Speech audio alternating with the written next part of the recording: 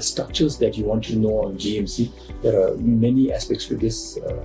Structure as in the vision, structure as in the planning and the master plan, and structure as in the capital works that are being planned. So I think in terms of visioning, as you would have known already, His Majesty the King has already visioned this as a greenfield project, a project that has not happened in the world until now, a project that would be one's dream to probably live in. So that would be His Majesty's vision.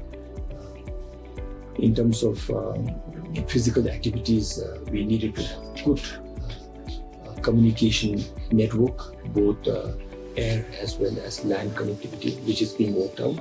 And we are so fortunate to have the Government of India's full support on that.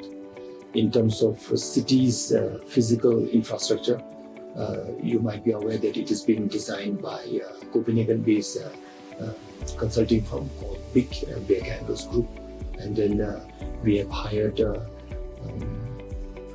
good, well-reputed international firms to do different aspects of urban planning, which if you have the time, I can go into the details of all the chapters of urban planning system, starting from road and bridges design to flood and river protection works to environment and socio-economic get-up of the current and future residents, and economic visioning and planning. All these are being designed and looked into by global experts. Well, all I can say is all investors in GMC will be on invitation, and all the investors, be it an individual or a corporation or country, will have to understand the vision of GMC and be willing to go with the visions of GMC. And that would be the only condition that I can say for now. What will not happen is there will not be any exclusion criteria.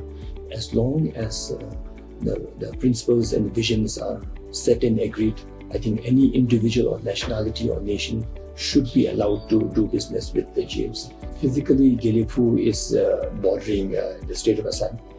The whole GMC is 2,600 square kilometers, and a small portion of it borders with the state of West Bengal, and the remaining majority is with the state of Assam. And since GMC is a greenfield project, GMC will be a city like no other cities in the world, city of a very unique values. I'm sure of all the cities or states of India, Assam will be the state that will be benefited first, and then Northeast region, India, South Asia, and the whole of Asia and the world, I would say. So that way, again, if you want to expand on this, we will need some more time. But for now, to begin with, I think it should be, and it is of huge excitement to state of Assam and Government of India. Because Northeast, as you all know, Government of India has a lot of interest in building up and promoting Northeast Indian interests. So I think it will be of huge strategic value for the whole Northeastern region to begin with. GMC, as I told you, is a greenfield project, is unique, is different. While we have to study different models, mainly to see what all we should not be doing. So I don't think GMC will follow on the path of any country or city that is being designed. It's totally greenfield and totally unique. For now, I think that would be a unique selling point of GMC that is like no other cities in the world. We are not looking at any modern city that is being built or designed. We are not going to fill up GMC with skyscrapers. The vision will be low rise, low density.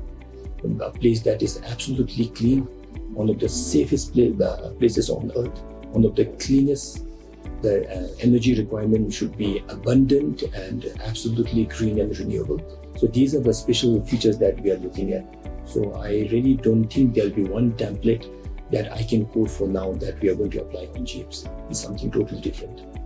Well, GMC will have to be connected to the world. GMC will have to be a place where all bright global citizens, when they have good ideas to work on, we will be more than happy to welcome them. So when we are talking about the world, our immediate neighbor is India. So it will be of huge strategic value for us as well as that particular company or the state in India to study GMC's milestone, study us well, follow us, and then place oneself accordingly. I think for now, that is something that I would like to wish for, that Indian companies, Indian business leaders, and Indian administrators to study, follow GMC's milestones closely. Yeah, I mean, even though GMC is geographically in Bhutan, within Bhutan, His Majesty the King is designing the city for the world, for the future of the world. So on that note, it will not be fair if Bhutan imposes too much of her traditional values and social and cultural ethos on GMC. So on that note, I think well, there is no written document as to which language we will follow.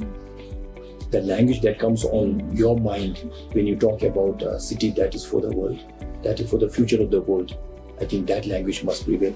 And to me, upfront, without being written anywhere, English comes to my mind.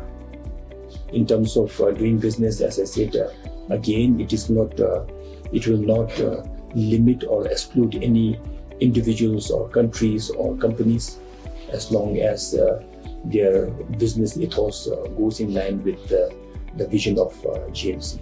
And China and India being a major global players already, and who will be leading the global economy, I think GMC will be in the interest of both China and India, because it is for the world. But since we are in the same region, GMC will stand to benefit both from China and India's progress, as well as GMC's progress should be able to contribute to China and India's growth also. So I don't see this as a threat at all.